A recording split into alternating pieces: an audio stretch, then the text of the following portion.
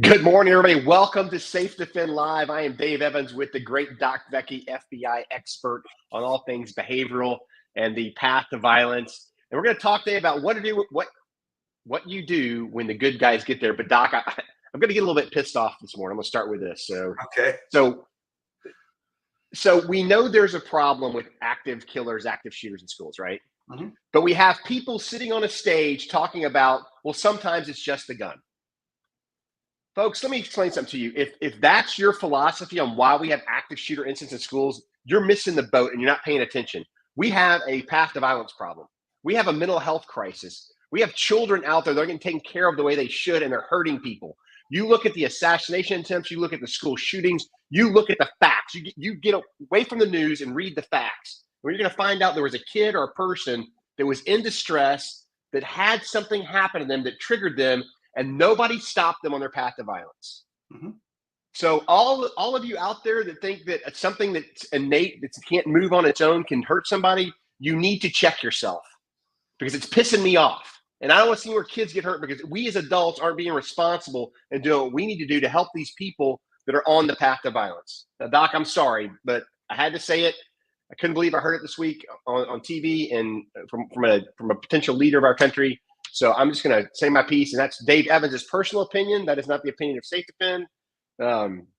But I want our kids to be safe, and until we start acting like adults and addressing the core issue, the root cause, it's not going to get fixed. And we can just keep letting kids get shot up and places get shot up and blame it on something that's not the cause. So with that, I'm actually glad you brought that up, because I feel the same way. And really, as far as understanding this type of violence, the stopping this violence and things like this, if you focus on the gun, you're going to miss the knife. If you focus on the knife, you're going to miss the kid running over his target in the parking lot with a truck.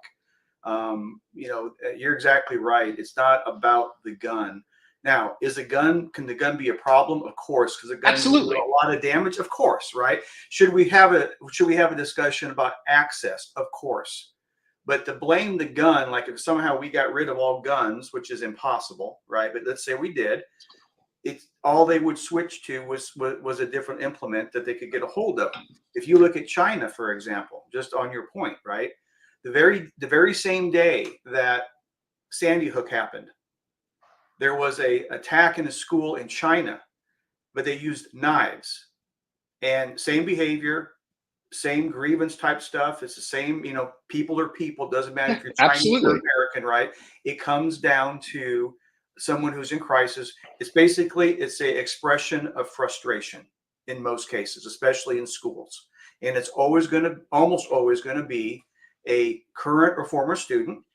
It's almost every single time, I'd probably say, and I don't know of any case where it wasn't some sort of grievance where they felt wronged or persecuted or bullied or something like this. And in all these cases, no one stepped forward to help them. And after a certain point, when they can't deal with it anymore, then they get on that pathway and they're going to follow every single step. Absolutely. They're going to go to crisis. If you don't handle the crisis, if you don't deal with it, they're going to move on to violent intent. And they're going to pick their targets and decide that violence is the answer at that point. If you do nothing, they're going to do research and planning. If you do nothing again, they're going to do preparation and optimization, get the gun. And then if you don't do anything at that point, then bang happens, right? You have the attack. And so you got four opportunities to stop it. And we already know what the driving factor is. It's not guns. If you look at school shooters, school active killers, whatever you want to call them, right? 60% use guns and 40% use knives or edged weapons. And so taking the gun away doesn't stop the motivation to kill. And all to your point, and that's simple analysis. It's true in case studies, and it's true in empirical research. And so I totally agree with you, and it's very, very frustrating. What I wanted to touch on was today, just very briefly, and I think this is a great segue to it, is that if you screw up and don't pay attention to preventing this stuff, and you're thinking that guns is the answer, and you miss everything, now you got to deal with an attack, okay? And this is the unfortunate side of it. And so when you're dealing with attack, what we have to get ready for as teachers, as employees, as students, as even a customer at a restaurant or a bank, right? That's under attack, whatever it is, right? We have to have a plan to survive between that critical time frame or period from when it starts to when it ends. And to set the stage on this, we have to understand that about 80% of the time, the police aren't going to be there to help you for all the things we talked about before. The lack or lag, I mean, in notification to 911 to even get the information for the police to respond.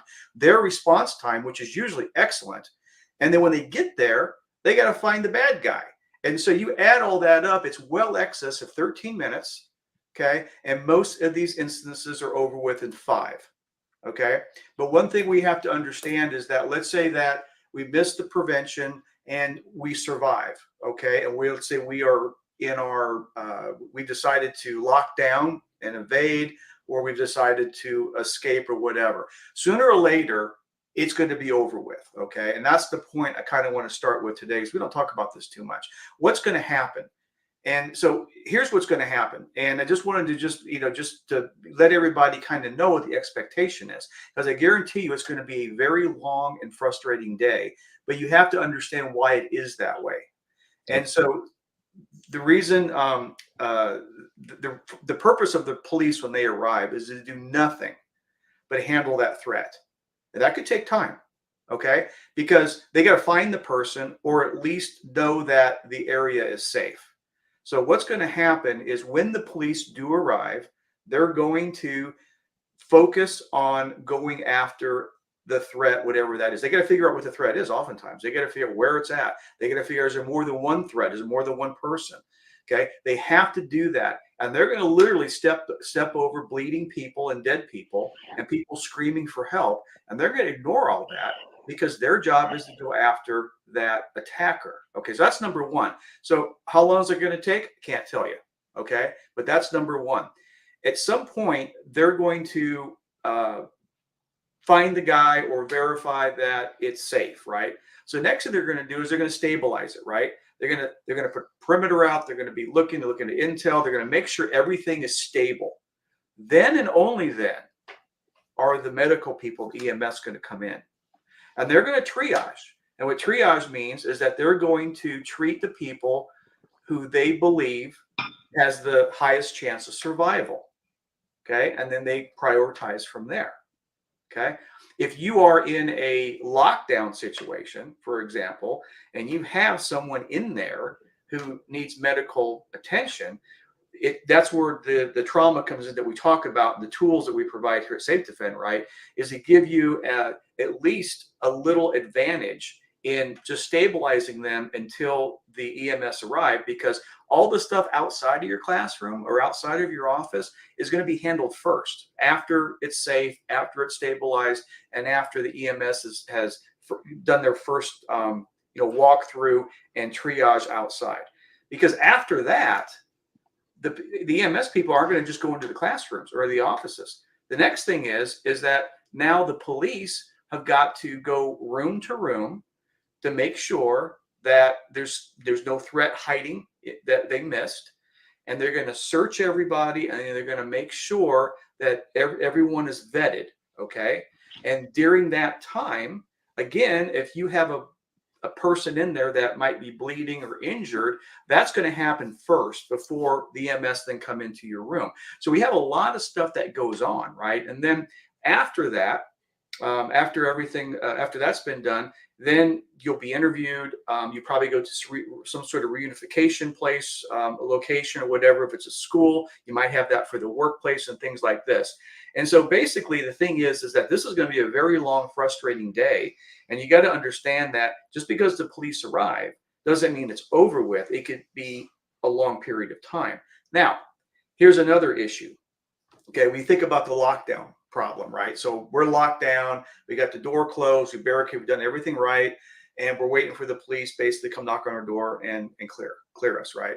Well, for those who, let's say we had a situation where you were on the first floor of the building, and you noticed or found out, or that what you knew was that the attack was on the third floor, well, you're probably not going to lock down necessarily. You probably want to try to escape, right? Well, here's the deal. When you run out that door, you got to know where you're going, right? And we talked about that. But more importantly, you're likely to run into a police officer. And if you're running out with stuff in your hand and you don't realize what to do when that police officer stops and confronts you, you could put yourself in danger because they could think that you're a threat because they simply don't know.